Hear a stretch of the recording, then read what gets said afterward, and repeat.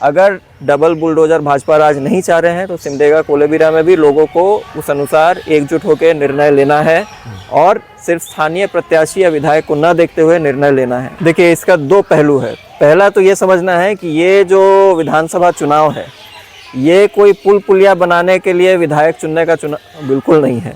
ये चुनाव है कि राज्य में किस प्रकार अपनी सरकार बनी रहे, और भाजपा जिस तरह से पिछले 5 साल से लगातार झारखंड की अपनी सरकार को गिराने की कोशिश करती रही, मुख्यमंत्री हेमंत सोरेन को भी फर्जी आरोप पे 5 महीने जेल में रखा, इसके बीच भी सरकार ने कई काम किए जो पिछले भाजपा सरकार ने बिल्कुल नहीं किया था। सिमडेगा में लोकतंत्र बचाओ अभियान को लेकर बहुत तेजी से कार्य शुरू हो चुका है और जैसे जैसे इलेक्शन नज़दीक आ रहा है, वोटिंग का दिन आ रहा है, तो कई सारे संगठन एकजुट होकर काम कर रहे हैं। ऐसा ही यहाँ सिमडेगा में एक संगठन काम कर रहे हैं और यहाँ लोकतंत्र बचाओ को लेकर बैठक हुई। सर, आपको सबसे पहले जोहार कहते हैं। जोहार।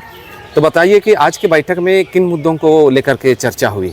तो ये लोकतंत्र बचाओ अभियान जो है पूरे राज्य में अलग अलग संगठनों का एक अभियान है, और ताकि झारखंड में किसी भी परिस्थिति में डबल बुलडोजर भाजपा राज न बने, क्योंकि ये संविधान और लोकतंत्र के विरोध में है, जन अधिकार के विरोध में है, और अपनी सरकार बने, यही कोशिश लगातार पूरे राज्य में विभिन्न विधानसभा क्षेत्रों में हो रही है। और यहाँ भी सिमडेगा में भी इस पर ही बातचीत हुई। यहाँ के जन मुद्दे क्या है, राज्य की वर्तमान राजनीतिक परिस्थिति क्या है, इसी पर चर्चा हुई। जैसे भाजपा की भी सरकार आती है, कांग्रेस की भी सरकार आती है, लेकिन जैसे लोगों के बीच में एक धरातल पर जाने पर यह दिखाई देता है कि विकास का कार्य कहीं अच्छा से दिखाई नहीं देता है। इस संबंध में क्या बोलेंगे? देखिए, इसका दो पहलू है। पहला तो ये समझना है कि ये जो विधानसभा चुनाव है ये कोई पुल पुलिया बनाने के लिए विधायक चुनने का चुनाव बिल्कुल नहीं है। ये चुनाव है कि राज्य में किस प्रकार अपनी सरकार बनी रहे, और भाजपा जिस तरह से पिछले 5 साल से लगातार झारखंड की अपनी सरकार को गिराने की कोशिश करती रही, मुख्यमंत्री हेमंत सोरेन को भी फर्जी आरोप पे 5 महीने जेल में रखा, इसके बीच भी सरकार ने कई काम किए जो पिछले भाजपा सरकार ने बिल्कुल नहीं किया था। तो कहीं ना कहीं भाजपा और केंद्र सरकार नहीं चाहती है कि यहाँ की अपनी सरकार बने और लोगों के हिसाब से काम हो। पहली बात तो ये है। तो इसलिए यहाँ ये चुनाव सिर्फ विधायक चुनने का चुनाव नहीं है, ये चुनाव राज्य में भाजपा डबल बुलडोजर राज न बने इसका चुनाव है। दूसरी बात, बिल्कुल ये बात सही है कि विधायकों को जितना करना रहता है हर जगह जनता के हिसाब से नहीं करते हैं, और लगातार इसलिए जनता को जवाबदेही मांगते रहना चाहिए, और अपने मुद्दों पर विधायक को भी मेरे हिसाब से बिल्कुल उनको जवाबदेह बनाते रहना चाहिए। अच्छा, जैसे कि एक सवाल इसमें आता है कि जो भी सरकार बनती है, कांग्रेस की सरकार, और अगर सत्ता में इनको रहना है तो कई बार ये चीज़ देखा जाता है कि सत्ता में इसलिए भेजा जाता है कि शासन व्यवस्था ठीक ठाक से चले। जिस प्रकार भाजपा ने जैसे धर्मांतरण का बिल लेकर के आया, और उस धर्मांतरण को लेकर के जब भी चुनाव के मुद्दे आते हैं लोग सहम से जाते हैं। हाँ, तो इस संबंध में जैसे आदिवासी जो ट्राइबल लोग हैं, जैसे क्रिश्चियन धर्म को अपना लिए हैं, उनके लिए काफ़ी परेशानी खड़ी होती है। तो फिर कांग्रेस सरकार ने फिर इस नियम को बदलने का क्यों प्रयास नहीं किया? बिल्कुल, देखिए, पहली बात तो है कि ये जो धर्मांतरण कानून जो बना था रघुवर दास के समय में, ये मेरे हिसाब से लोकतांत्रिक व्यवस्था में, किसी भी लोकतंत्र में इस तरह का कोई कानून का कोई जगह ही नहीं है, नहीं होना चाहिए। क्योंकि संविधान के हिसाब से भी कोई भी कौन सा धर्म मानते हैं, किस धर्म में जाते हैं, और अपनी इच्छा से अगर करते हैं, ये उनका पूरा अपना अपने इच्छा से करते हैं, उनको पूरा अधिकार है। लेकिन इसको करके इसका मूल उद्देश्य था, अगर आप याद करेंगे, धर्मांतरण कानून तब आया था जब राज्य में CNT SPT में बदलाव रघुवर सरकार ने कोशिश की थी, लैंड बैंक बनाया था, उसके बाद सभी एकजुट हो रहे थे। उस एकजुटता को तोड़ने में लगातार भाजपा RSS प्रयास करती है, उसी का एक कड़ी ये धर्मांतरण कानून भी है।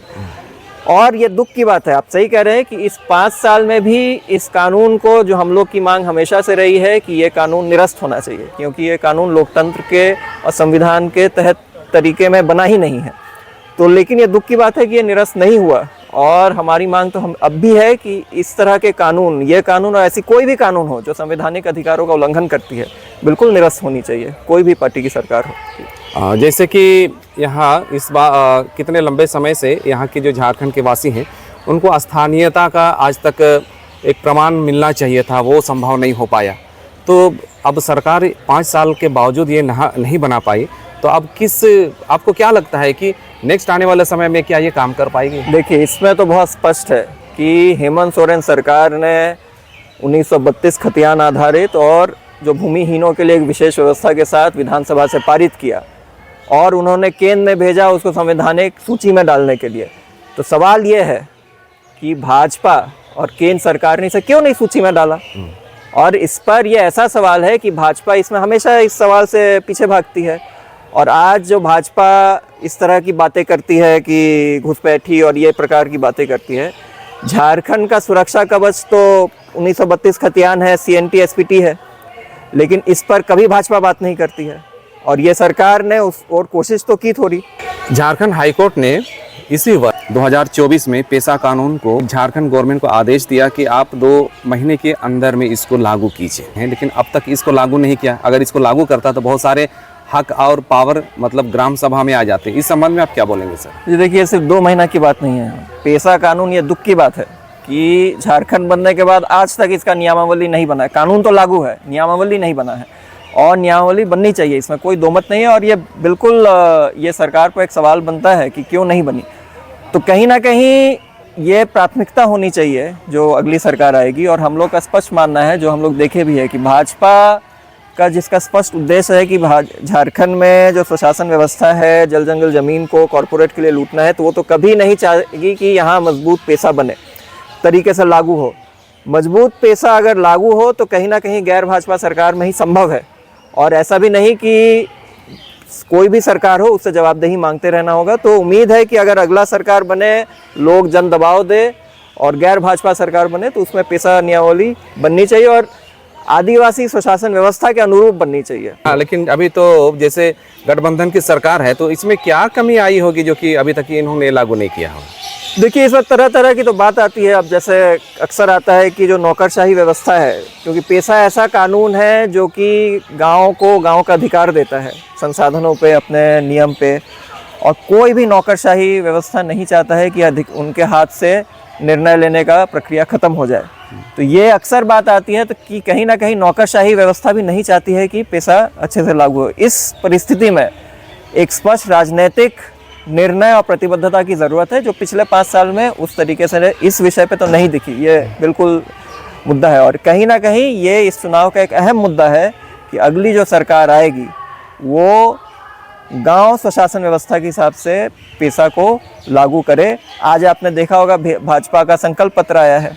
उन्होंने पेशा, चूँकि उनको पता है कि यहाँ पेशा की बात हो रही है, लेकिन उन्होंने पेशा में ये बोला है कि पेशा लागू करेंगे और मुखिया वगैरह को अच्छे से अधिकार दिया जाएगा। लेकिन पेशा का मूल है आदिवासी पारंपरिक व्यवस्था, स्वशासन व्यवस्था को लागू करना। वो तो उनके संकल्प पत्र में भी बात नहीं कर रहे हैं। तो कहीं ना कहीं ये गैर भाजपा सरकार अगर आए, जनता का दबाव रहे, तो ये बनना चाहिए। तो क्या लगता है कि इस बार जैसे सिमडेगा विधानसभा कोलेबिरा विधानसभा, इस क्षेत्र में दोनों कांग्रेस से उम्मीदवार हैं और यहाँ पर झारखंड पार्टी, बीजेपी और अन्य पार्टी भी हैं, और ऐसे स्थिति में क्या लगता है कि कांग्रेस फिर से एक बार यहाँ से अपना चुनावी में परचम लहरा पाएंगे?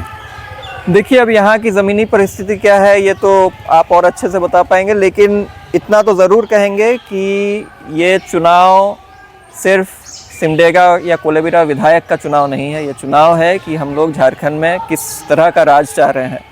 और अगर डबल बुलडोजर भाजपा राज नहीं चाह रहे हैं तो सिमडेगा कोलेबिरा में भी लोगों को उस अनुसार एकजुट होकर निर्णय लेना है और सिर्फ स्थानीय प्रत्याशी या विधायक को न देखते हुए निर्णय लेना है। अब इसके आगे बिल्कुल, अब ये गठबंधन दल कितना मेहनत करते हैं ये तो उनके ऊपर है, और जनता के अनुरूप वो जनता की मांग को समझते हैं कि नहीं, ये भी उनके अनुसार है। लेकिन लोग इस बार कहीं ना कहीं ये बिल्कुल समझ रहे हैं कि भाजपा का क्या चेहरा है, असली चेहरा, ये लोगों को दिखने लगा है।